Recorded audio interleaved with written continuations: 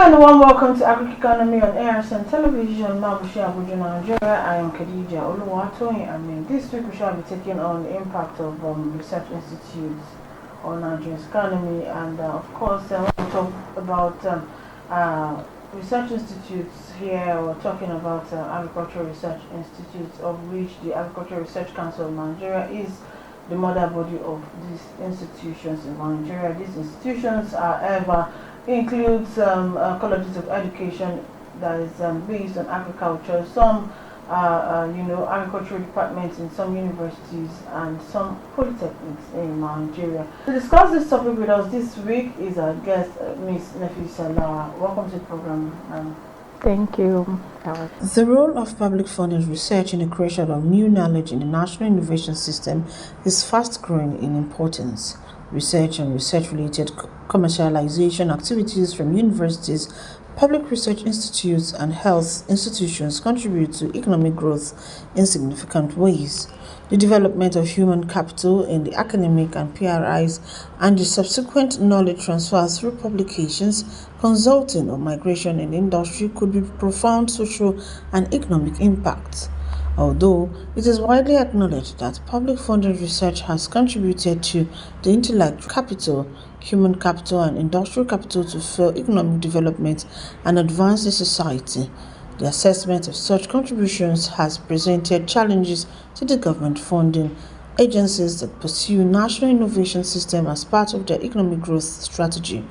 These issues are pertinent to the policymakers not only in North America, but also in the Europe and Asia Pacific. The US, for example, has over $37 billion spent annually on research and development by the National Science Foundation and the National Institute of Health.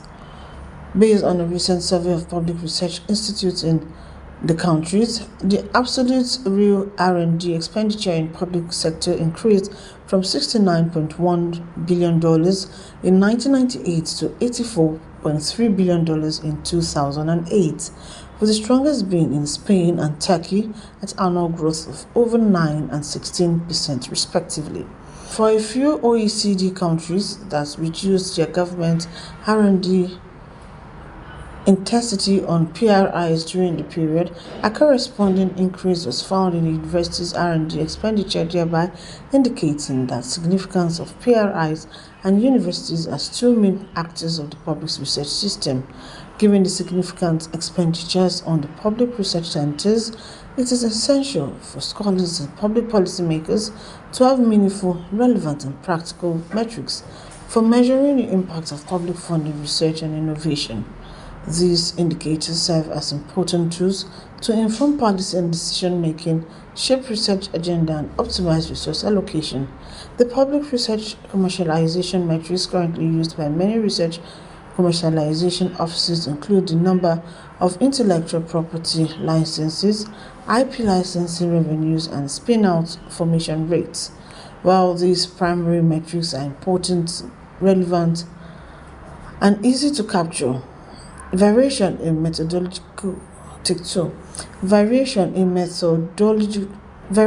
methodological approaches across the studies does not facilitate benchmarking with similar organizations.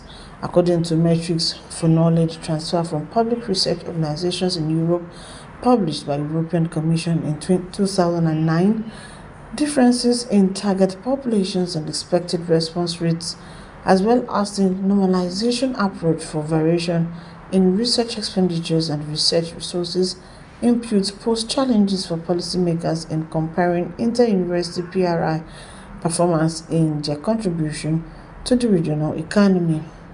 In addition, there is concern that the current indicators do not adequately reflect the value of the technological innovation that public research organizations have brought to the firm and industry. Meanwhile, large-scale investments in academic research are generally rationalized by a broad set of public principles or priorities. However, the evaluations are typically made in strictly commercial terms. Although some R&D projects that would have been shelved or aborted did not yield an economic return, prior studies have shown that failed R&D projects could still contribute to the overall innovation process.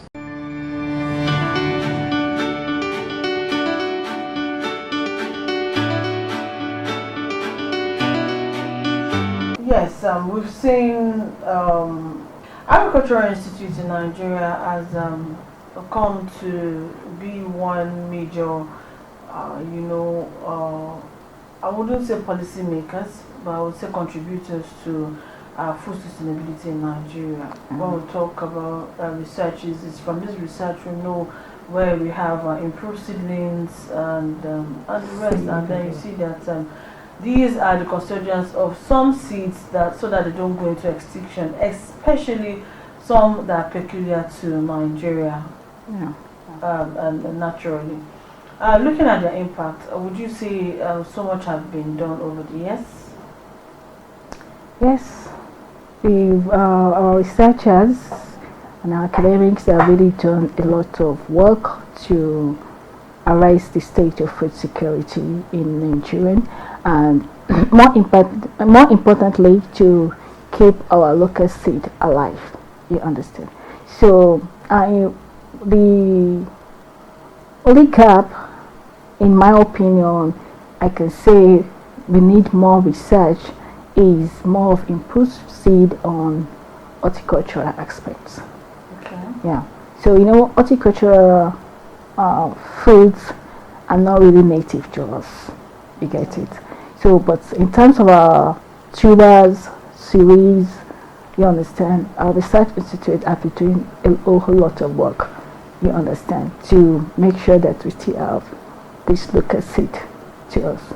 But we need to give them more economic value, Okay. so that farmers can really see them as economic crop to go into for production.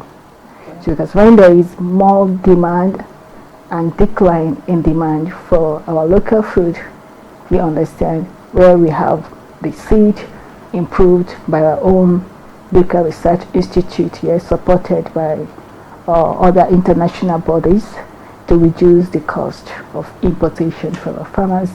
But if those seeds are not attracting enough economic demand, it seems as if there is not enough work done at the research institute. So the government's our market policies, and we should try to look into how we add more value to our local product. Those improved like tubers, like yams, like cocoa yams, like water yams, you understand? Some other native seeds like our olericultures, the alehus and the rest. So how did we, one of the things that attracts international markets or even our own middle class markets is organic farming. Okay. Yes, and most of these, our local seed does not need much of this high demand of soil nutrient and fertility. You understand? And our farmers can still do well. Talking of our rural farmers, can still do much better in managing this crop, even with their local knowledge.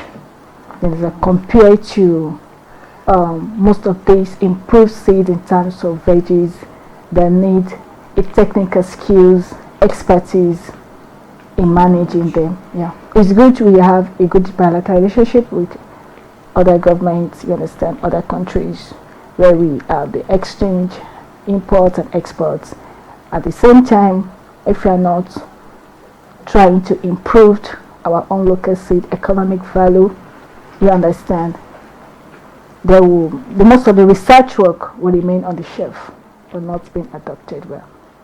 Okay, you talked about horticulture.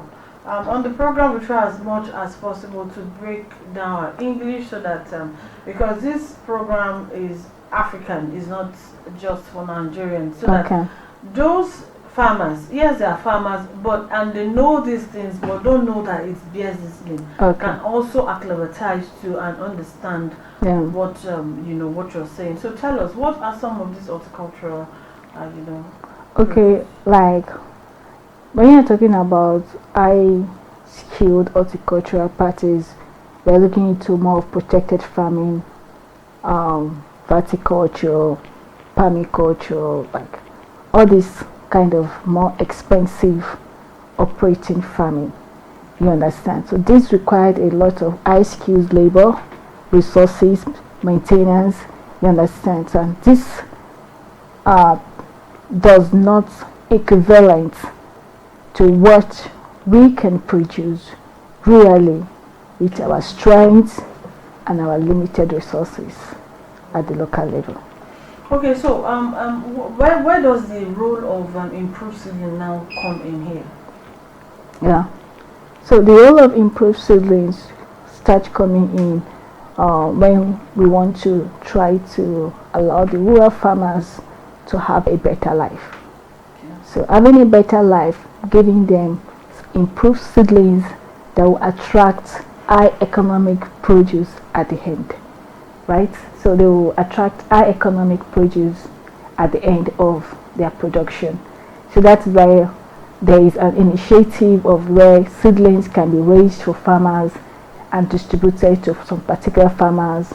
They are meant to maintain by a crop manager or a demonstrator to teach them how to go about this production and for them to experience what is really happening in the global market or international market. So okay, now when we talk about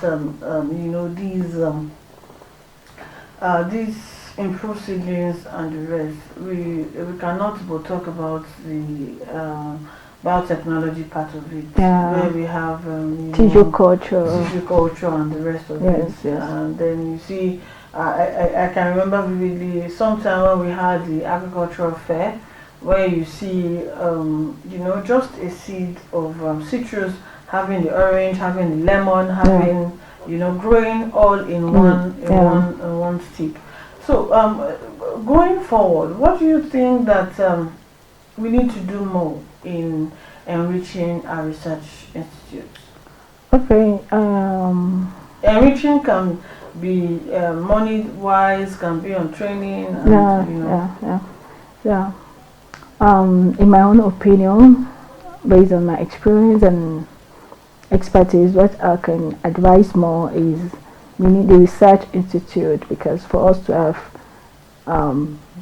first of all, breeding takes a long time, even using the biotechnology and conventional breeding, and it's quite a lot of resources and machineries, expertise to come. So the government need to support, you understand, our research institute to do more work, and also look the trend of what we, the average Nigerians, seem to start consuming more, you understand, so that they can support us, the farmers, with available improved seeds, you understand, locally bred within our own environment. So another thing I will also add more to it is that research institutes mostly are incorporated with academics, right? So and at every year of every student in the Department of Agricultural personnel, they always have a project topic they design on, and it would be better, in my own opinion, we should start making it a kind of if it's possible, mandatory, or if possible, a follow-up research. A follow-up research in the sense that maybe when I was in my undergraduate, I tried to look at nutrient, organic nutrient fertility of jute mallow, both foliar and soil-based. Can you speak English now, because some farmers will not understand what you have just said.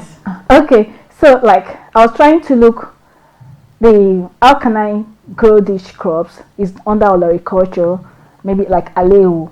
I'm trying to look at how can I grow this crop without using inorganic fertilizer.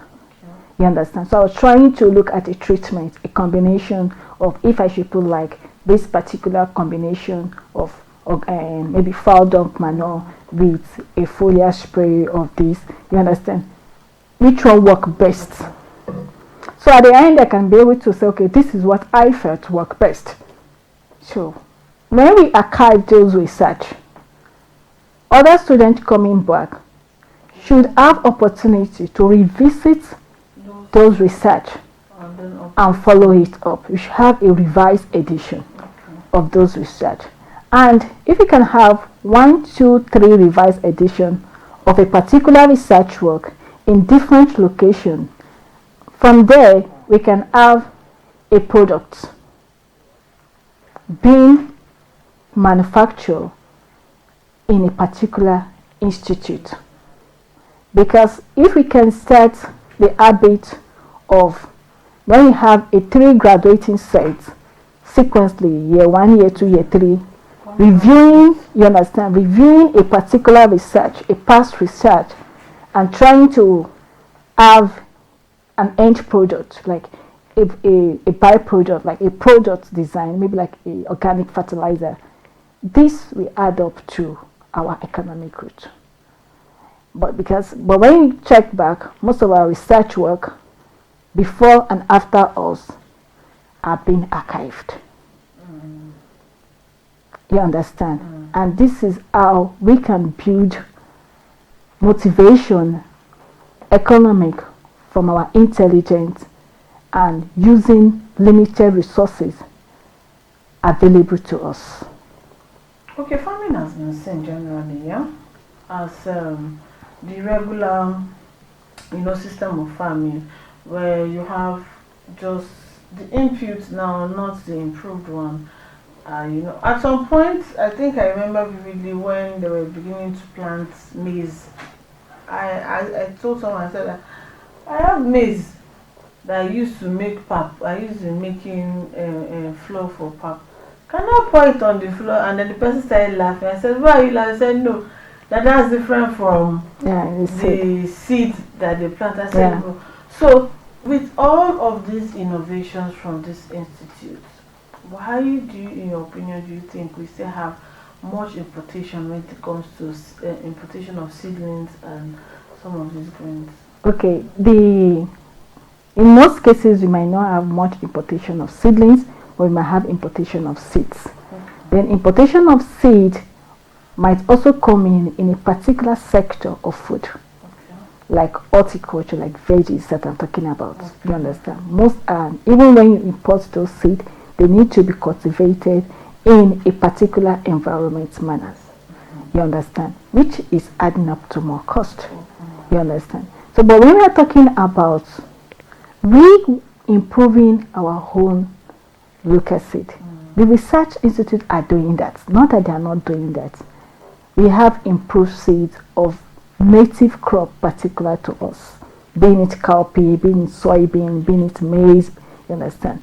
But what we need to do more is to add economic value to those crops, so that when farmers produce these foods, then these grains, you understand, they have a high felt of return of investment of what they've invested on. You understand? There's, I think, 2 years or 2 years ago, where that most of our Nigerians cowpeas or soybean, they are being rejected by the international market because there is high level of agrochemicals, like a pesticide residue at the end of it.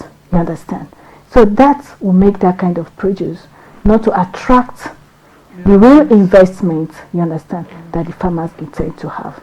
You understand? So we need more. That is why I go back to the issue of our academic sector. You understand? We are not only improving seed, we import chemicals, we import this, we import that. And you should not forget that most of these insects, pesticide, disease, and sometimes are native to us. You understand? And we need to start working on specific location, solution to what is happening. Like, I've had experience of managing 1 or 2 farms, and I'll tell you that my solution I adopt for those early farms are always different. Being it, we are staying in the same part of the world. You understand? So we need our research institute, our academics should focus more on revisiting past research to have a project of our own. Imagine you work on a particular organic product that can help you to fight a particular insect or attract an insect, and this becomes successful. Definitely, we don't need to import that idea anymore. We can start adopting that idea, you understand, putting it on a trial, on a demonstration, and it works, just like neem oil that we start using today. You understand? Start processing neem oil and using to controlling pests on the farm. So let's focus more on local solution, and that is really what is making other developed countries work today. Okay, quickly we'll go on a break. When we return, the program Agric Economy continues. Stay tuned.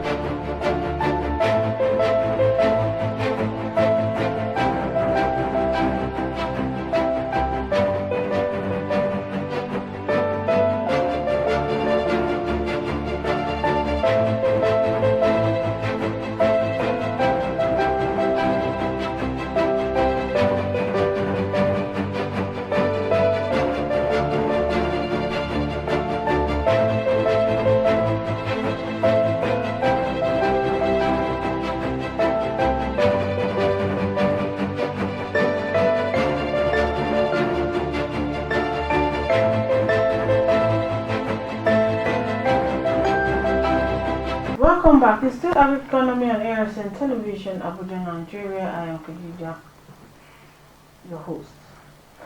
We've been talking about the economic impact of agricultural institutes on, on our food generally, and our guest who has been generously speaking to us on a range of activities of the institution, what she termed as some of the things that they need to do in addressing some of the challenges facing the institutions and the rest. Going forward, we saw that recently some of these institutions now do, they've gone into post-harvest, instead of anyway, they still do their primary. Some institutions like bringing now, yes, technology, bringing like technology, solar dryers and the rest. and they are designing these things locally. Yeah. Like you said, there is need to go inward and look. Aside this, is what other things you think they can bring into play in addressing this food sustainability drive that we're talking about?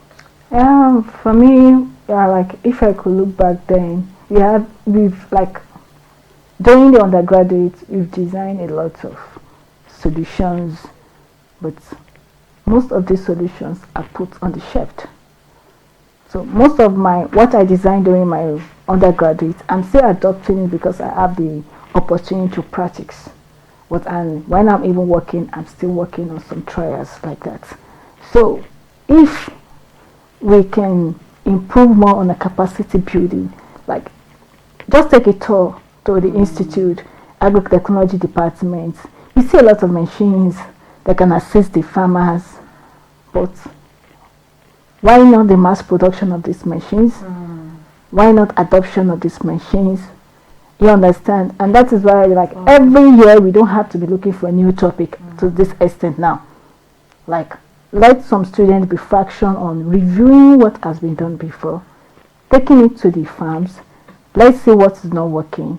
Let's improve it, you understand? And let's have a solution made by Nigeria. Okay, so now the solution, if indigenized, that's where once it's indigenous, then it's able to stand the test of time. Yes. What you're trying to tell us. Yes. Okay. So aside this, what's your word for the mother body, the ARSN, who has been in the forefront of designing policies for this institution? They are just like the umbrella of all of these institutions. What do you think they can do in looking at these loopholes and then addressing them?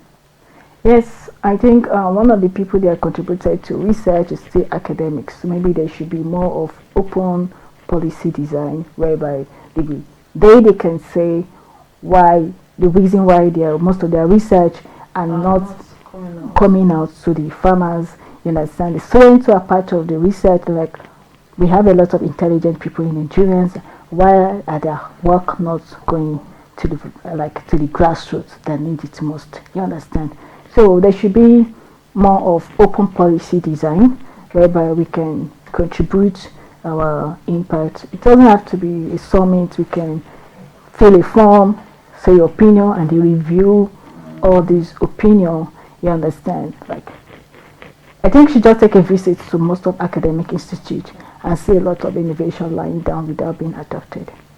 Okay, there is need for the adoption of some of these research works. Like we've been told, if you go down to the ARSN Museum, you see so many of these innovations have been successful in the market today, and then you begin to wonder that, oh, these are the things our academians are doing, and it's a kudos, especially in this time where there's need for food security as well as food sustainability. Yes, thank you for coming on the program. Thank you so much. So quickly, that's how we'll call it a day on today's episode. Join us again, same time, same station next week. Don't forget to like our page on YouTube. It's ARSN TV Radio, and follow. Turn on your subscribe button so that you can get notified when new episodes of this program come on. Also, we are Natchcom Sats, and you can tune in and also watch. On that note, I'll say thank you for joining us again. Bye for now.